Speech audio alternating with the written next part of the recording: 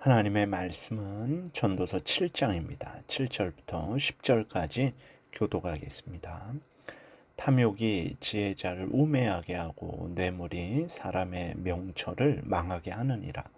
일의 끝이 시작보다 낫고 참는 마음이 교만한 마음보다 나으니 급한 마음으로 노를 바라지 말라. 노는 우매한 자들의 품에 머무름이니라. 옛날이 오늘보다 나은 것이 어찌미냐 하지 말라. 이렇게 묻는 것은 지혜가 아니니라. 아멘. 기도드리겠습니다.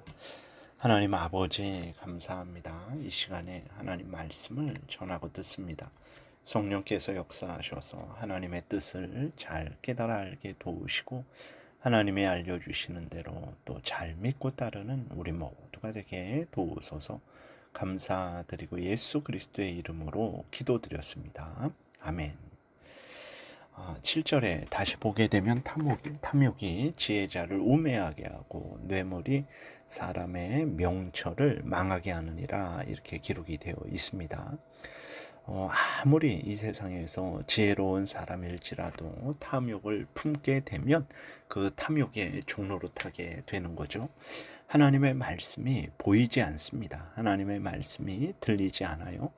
하나님의 말씀이 명령하는 것이 이제 어리석게 오히려 보이는 것이죠. 하나님의 말씀에 순종하는 것이 손해보는 것 같이 여겨지게 됩니다. 그리고 어떻게 합니까?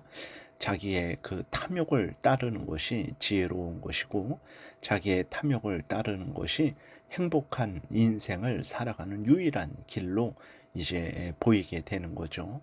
그래서 명철한 사람도 지혜로운 사람도 탐욕을 품게 되면 어리석게 되는 것이죠.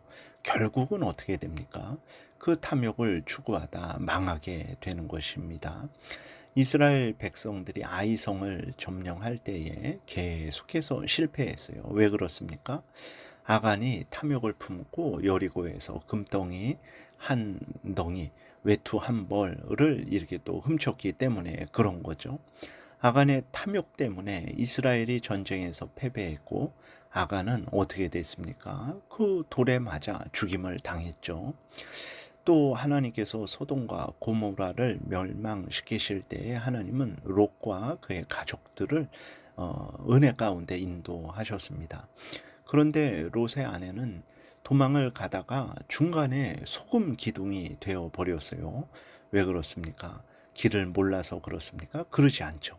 세상에 대한 소돔과 고모라에 대한 욕심을 내려놓지 못하고 이제 뒤돌아 보았기 때문에 그렇습니다. 탐욕 때문에 이제 자신이 멸망당한 것이죠.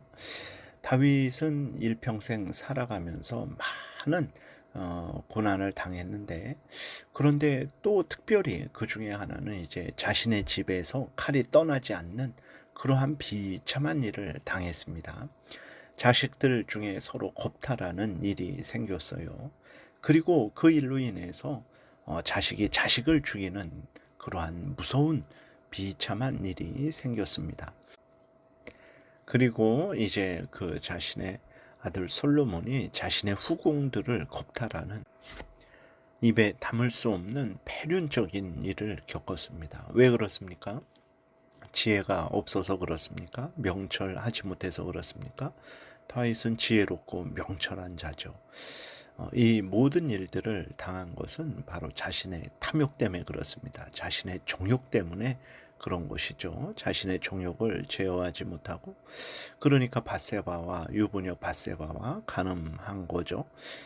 이제 그 밧세바가 유부녀라는 것을 알면서도 겁탈한 것입니다. 그리고 그것이 발각될까봐 밧세바의 남편, 자신의 충성스러운 부하죠, 우리아를 죽였기 때문에 그렇습니다. 다윗이 이 무서운 일을 당하게 된 것, 지혜가 없어서 명철하지 못해서가 아니라 탐욕 때문에, 그 탐욕을 제어하지 못했기 때문에 어리석게 되었고 결국은 멸망하게 된 것입니다. 다시 한번 정말 우리 그리스도인들이 이 땅을 살아갈 때에 세상에서는 탐욕을 품고 그 탐욕을 성취하라고 하는데 그것이 멸망길이라는 것을 분명히 깨달아 알아야 됩니다. 탐욕을 품지 말아야 됩니다. 하나님이 주시는 은혜에 자족하고 감사해야 됩니다. 그리고 우리가 진정으로 추구해야 될 것이 무엇입니까? 하나님을 경외하고 하나님의 뜻대로 살아갈 것을 추구해야 됩니다. 그렇게 되면 탐욕을 품는 자보다도 더 풍성한 영육간의 은혜를 받게 될 것입니다. 그 다음에 8절에 일의 끝이 시작보다 낫고 참는 마음이 교만한 마음보다 나으니 그랬어요. 말씀대로 일을 시작하는 것은 참으로 복된 일입니다.